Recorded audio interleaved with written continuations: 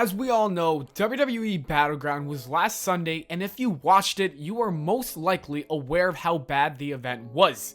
We witnessed Shinsuke Nakamura's worst match, a bad AJ Styles vs Kevin Owens match, and the Great Khali's return to help Jinder Mahal retain his WWE Championship in a pretty boring Punjabi prison match.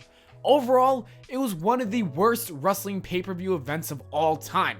When I think about the past pay-per-views in the last year, some more bad events come to mind. ROADBLOCK, End of the Line, Fastlane, and the most recent Backlash, as well as Extreme Rules, were all forgettable and boring cards. Seriously, I need to search up the match card to remind myself of what happened on that show. Had those pay-per-views not even happened, it wouldn't even matter because they were pointless. For some reason, WWE thinks that giving fans more pay-per-views and more shows is the best idea. Let's take a look at the monthly schedule of WWE programming. 4 episodes of each respective brand consisting of Raw, SmackDown Live, NXT, and 205 Live. To top that, we also have 2 pay-per-views per month. That is a total of 34 hours a month of wrestling content, which is absolutely insane. The worst part about all these hours is the fact that they clearly choose quantity over quality. Instead of giving us great storylines and awesome matches, we get some BS they throw around to make as much money as possible. This hinders the quality of the entire product, which I think is actually worse for business. 2 months ago, they hosted Backlash in Chicago, Illinois. Chicago always sells for a WWE event, especially a pay-per-view. This was the first time WWE couldn't sell out a pay-per-view in a city that adores wrestling. Even more recently, Battleground couldn't even sell out.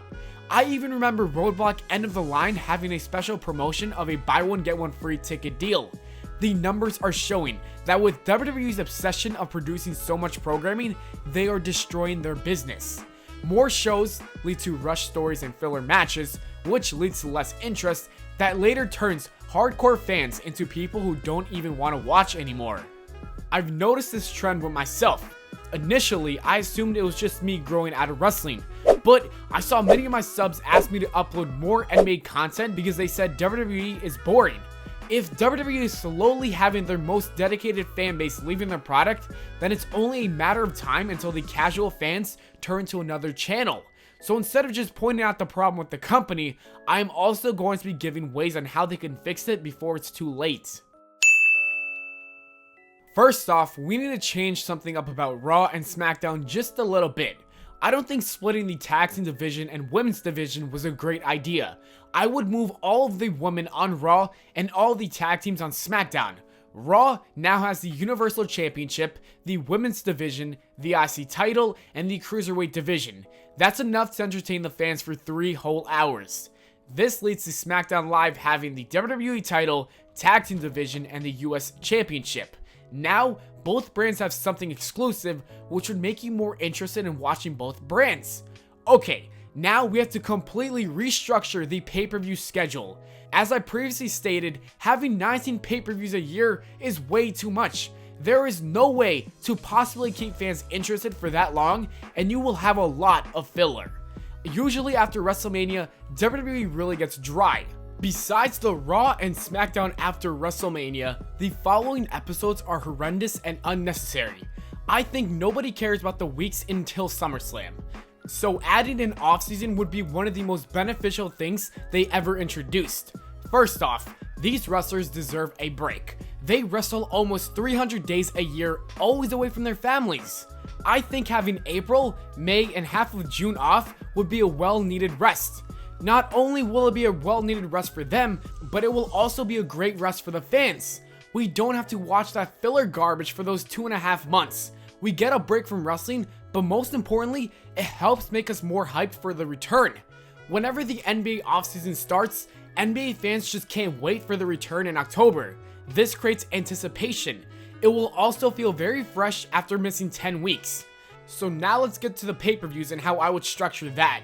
I'll start off in January to make it very simple. January is obviously the build-up for the Royal Rumble.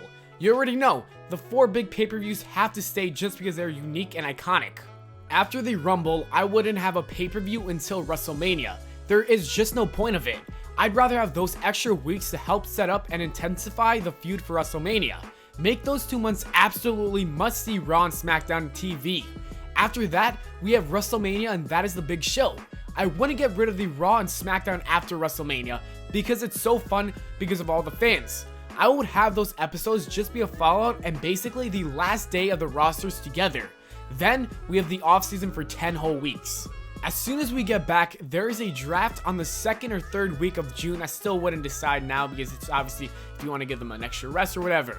The reason I say this is because everybody loves the draft. It also makes the feuds for the next year very fresh and keeps changing up the shows. Then for the rest of June and July, we have the build up to the King of the Ring. King of the Ring should be an important pay-per-view, and therefore this will now be a part of the Big Five. The champions don't fight at all, but instead watch from the back because the winner of the tournament goes on to face the world champion of their brand at SummerSlam. The weeks leading up to this pay-per-view are qualification matches, and everybody wants to be a part of this. After the King of the Ring is over, we move on to SummerSlam, obviously, which should be a huge pay-per-view, almost as big as WrestleMania. We need to see dream matches like AJ Styles versus John Cena from last year, or like Shinsuke versus John Cena, not something that should be on a Tuesday night SmackDown, I'm just saying, but you get the point. Next up, we have September, which will be the One Night Stand pay-per-view. I like Extreme Rules, but lately it's been way too PG and the name is pretty bad. So at One Night Stand, every match will be a hardcore match. Make it one of the most hardcore things because we rarely get to see things like this all the time. It'll be like The Purge in a way, if you guys know what I mean. Like just one night of just crazy hardcore shit. I would even add blood to some of the matches because this would be the all-out night. Also, it's on the network, so like there's really no limits or restrictions to having blood on a pay-per-view. Then October will be Halloween Havoc because it's October. What other reason do I need for having this pay-per-view on this month? I thought they should have done this for the last 7 years, and I will continue to say it. We need a pumpkin stage. Anyways, in November, we have Survivor Series, which will be Raw versus SmackDown Live. Last year, it was really fun, and I'm glad we have the original Survivor Series back. I'm pretty happy that they are actually trying with making it a big pay-per-view as it should be. December won't have anything because I want to set up Royal Rumble to be a huge pay-per-view. And that is my pay-per-view schedule for the year. Some side notes I would like to mention is that Money in the Bank should make a return at WrestleMania. It shouldn't be its own pay-per-view. The Elimination Chamber could be featured at Survivor Series like the old days or on a huge Monday Night Raw or SmackDown, but after a really good build. I think it's better to have gimmick matches that have real beef than just be on a pay-per-view. Also, if you were to have it on Raw or SmackDown, the ratings would go through the roof because having special matches like that would be intense. Anyways, that is the huge issue with the WWE and how I think they can fix it. Vince McMahon needs to realize less is more.